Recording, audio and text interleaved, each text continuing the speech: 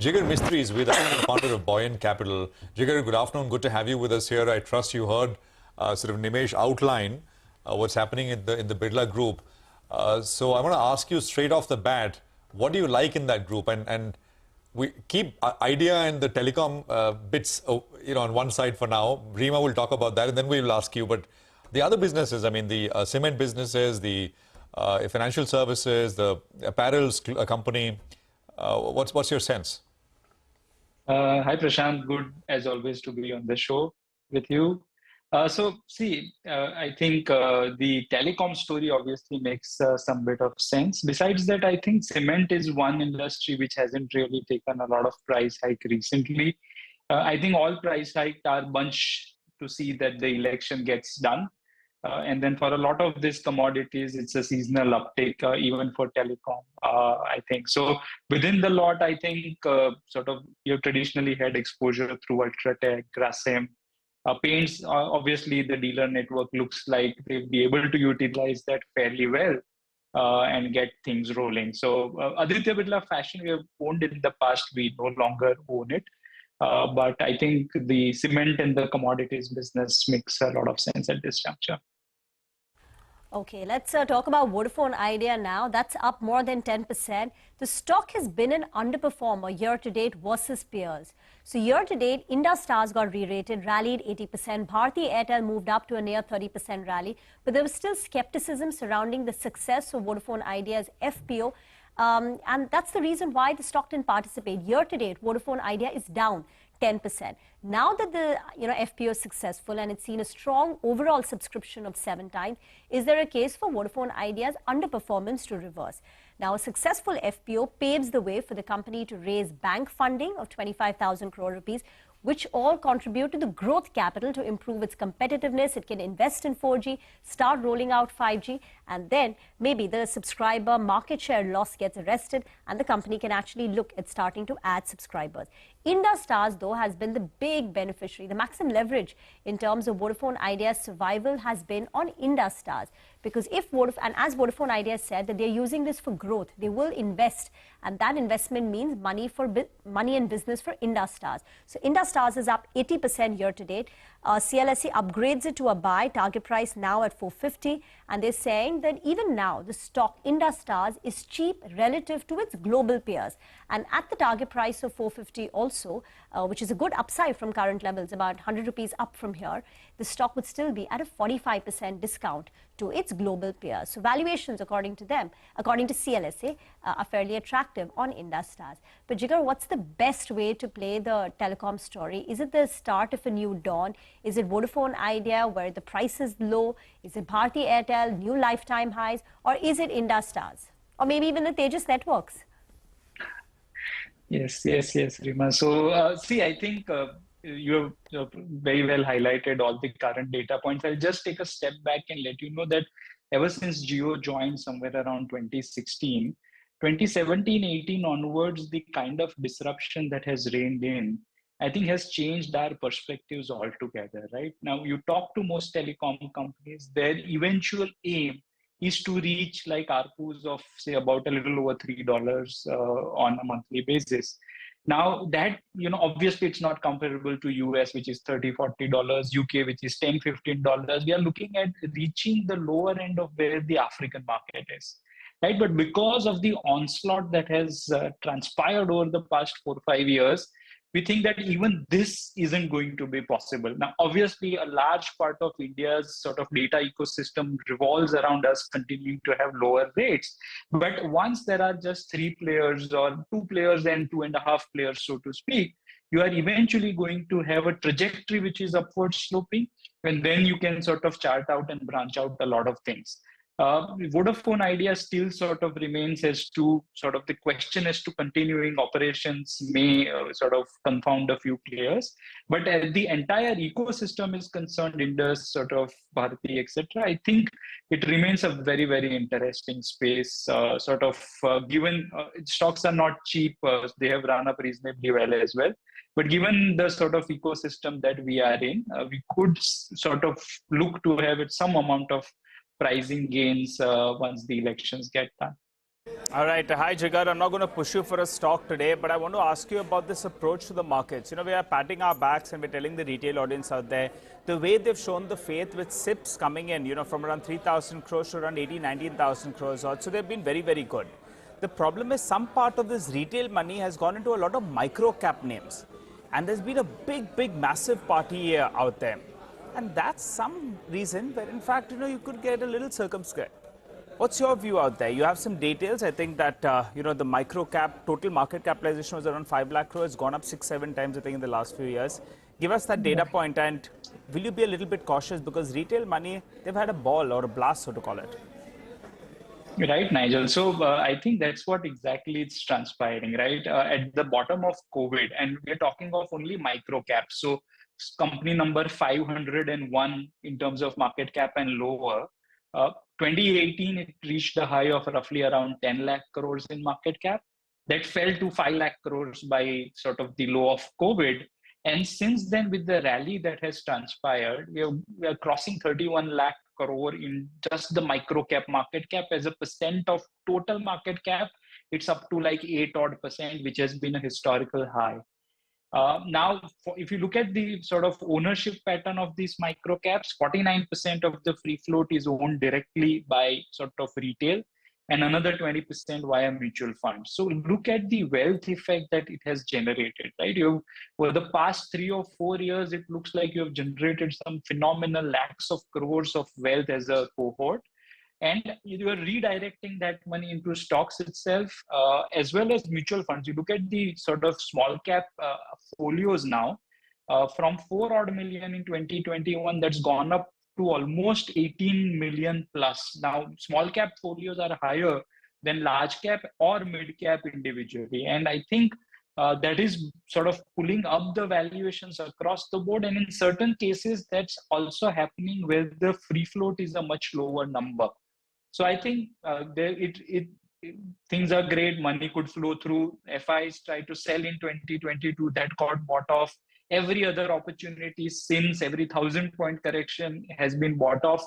But we are now entering sort of that congestion zone, right? Where you don't really know that, valuation is expensive, but every time I sell, it looks like I've made a mistake, so I sell. So something's got to give somewhere. Valuations are not cheap. As a fund, we have pivoted a lot more towards large cap. We were almost 70% small and mid cap March 2023. So a little over a year ago. That number has been brought down to under 45% now. If the rally continues, we intend to bring it down further to 30-35 odd levels. And I think, long term, it's great story. Railway, defense, it could be really big stories. But oftentimes we get into this zone where, share price just moves way ahead of fundamentals, and you're left holding the ball for 3-4 years. So I would be circumspect getting into a lot of this low float, small micro cap names. Mid cap, higher mid cap, large cap is, I think, par hold for the course. Okay, speaking of mid cap stocks, check out Sun Pharma Advanced Research, SPARC. This is probably the 8th or 9th consecutive down circuit day for SPARC, Sun Pharma Advanced Research, down 5% once again. And this is the disappointment that's played out now for 9 consecutive trading sessions ever since SPARC declared to the exchanges that one of its key drugs that was supposed to be a big blockbuster drug to treat Parkinson's, that did not meet the endpoint results in the trials that were going on. And then they've suspended that. And now they'll see if this drug can in fact be used for the treatment of leukemia, but that's a much smaller market size. So that disappointment has really slammed the stock down. Today, even Sun Pharma is down quite a bit. Sun Pharma is the biggest Nifty loser, down about 3.5%. Jigar, any interest in pharma? I'm not sure if you can talk about these stocks, but Sun, the fall is quite a bit today. And SPARC obviously still reeling under that drug disappointment. Just your thoughts overall on either these companies or the overall approach that you're taking to pharma. Right, Survi. So I think pharma is an interesting space because sort of if you go back 1984, the Hatch-Waxman Act that allowed for Ranbaxy to file for Lipitor, that set the case which allowed Indian companies to file for these small generic opportunities. The whole rally that ensued till 16-17 was then broken because of a lot of things coming through, right? Obviously, the molecular opportunity changed from single to a lot more complex ones. The GDUFA fees was raised. Lot new players came in, the inspections went up, and all that I think bottom around 21, 22. So I think from April 2023, that's when we put out that article as well. It looks like the entire generic market is fairly poised now to take the benefits of what's coming through. Whatever, like the incremental negatives are now behind us, and you could start looking at a lot more opportunities on a stable pricing base. Companies that do a little better in terms of complex generics, in terms of new approvals. So we have had some exposure there, notably sort of Glenmark, Davies, that are the names that we have traditionally sort of looked at. Pure play generics is something we've still not been able to do, but a combination of the India formulations market plus a little bit of generics business, I think has provided a reasonably decent opportunity the way we have sort of positioned ourselves there. Jigar, since the last time we spoke, why don't you tell us what you've done in the portfolio?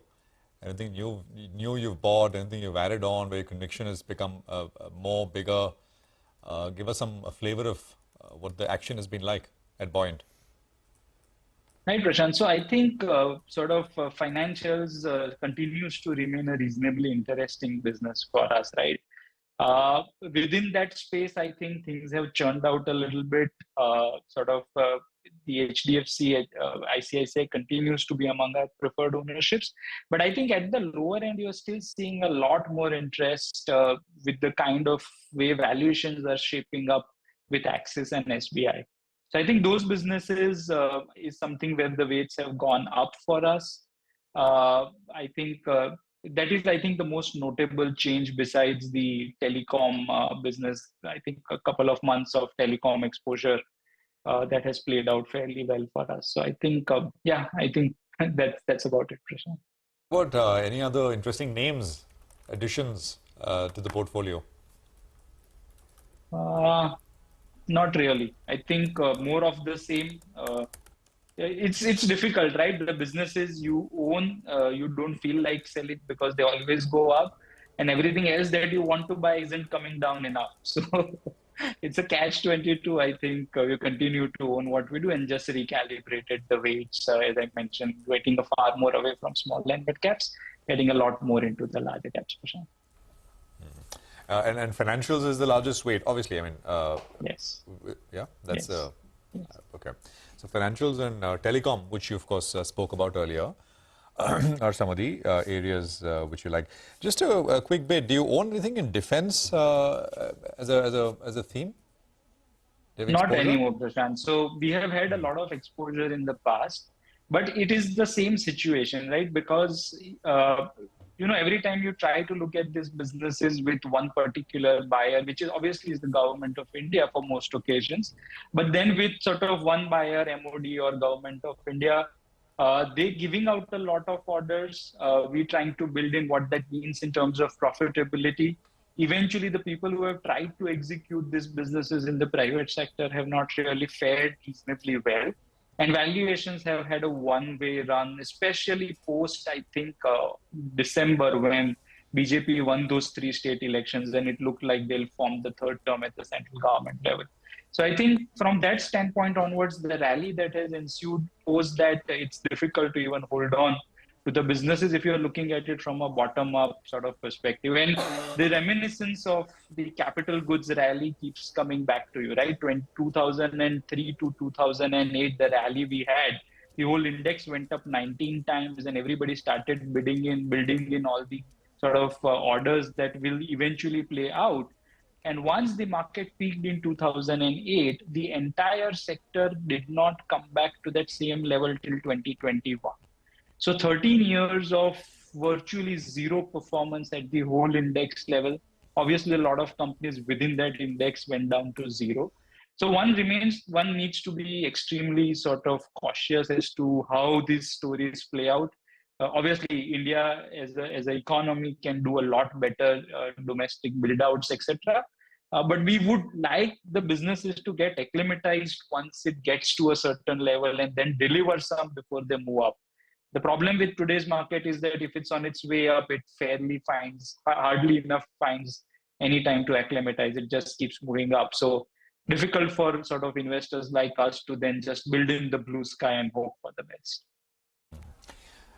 Someone said, right, what is worth doing is worth overdoing. I think that is the case with many areas. But well put, Jigar. Thank you very much for joining us, and it's a pleasure having you with us here on CNBC TV18. Likewise, Prashant. So Thank good you. conversation. See you back again soon. We'll take a break.